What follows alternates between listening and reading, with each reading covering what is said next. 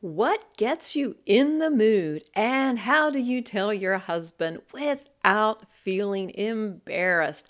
Now, listen, talking about sex can feel really awkward, so you're not alone, but we've got to find a way to make this easier, right?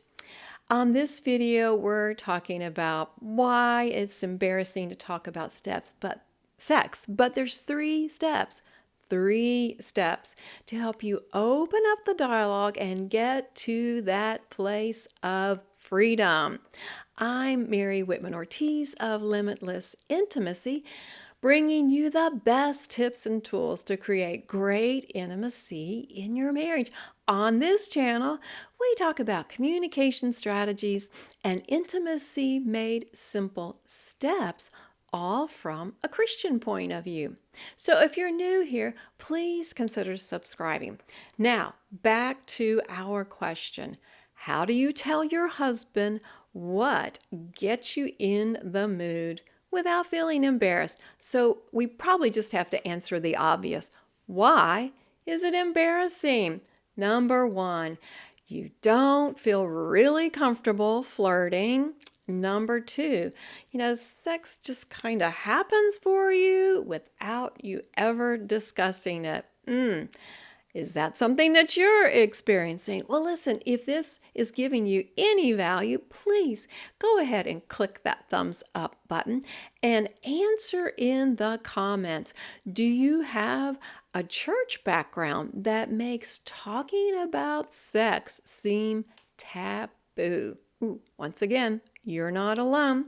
Okay, here's the rest of my thoughts on why it's embarrassing. Number three, you wonder if you're just asking for too much, Can you even give yourself permission to want something more and then ask for something more?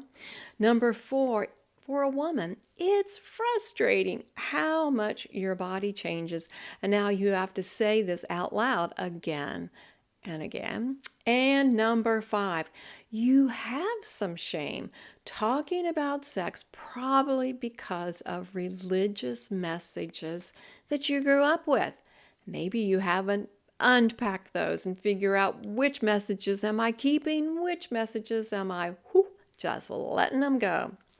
So here are 3 steps to tell your husband what gets you in the mood without getting embarrassed. Here we go. Number 1, practice saying the words out loud. I know, sounds silly. I mean, you can go stand in front of a mirror or just in the privacy of your car or something. But you need to get clear inside yourself and then practice saying, hey, I would really like it if you would fill in the blank, right? Number 2, set up the conversation, and you need to be thinking about what the atmosphere is like, the tone of your voice. You don't want distractions.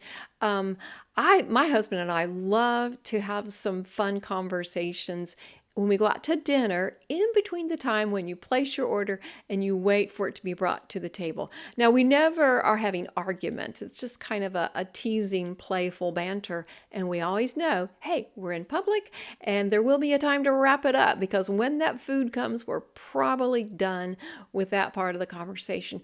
But you have to find out what works for you. And then number 3, this is a good step if you haven't done this before.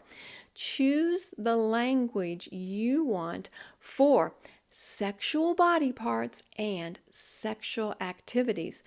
There's poetic ways to describe it. There's scientific, there's locker room. You have to decide what you're comfortable with, what you prefer. Maybe you want to mix. Maybe you create your own code, which is really cool.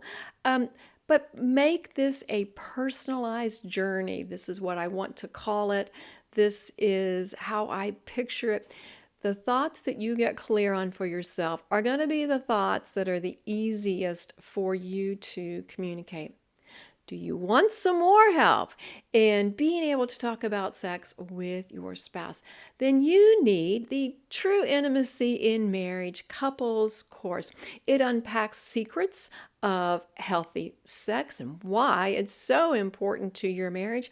It shows you how God sees sexual intimacy in marriage as a very good thing, and it gives you practical ways to make it feel special and fun. And this course is self-paced. You can go through it in the privacy of your home. There's videos, there's workbooks. It's just never too late to bring out the best in your marriage. So look for that link in the comments.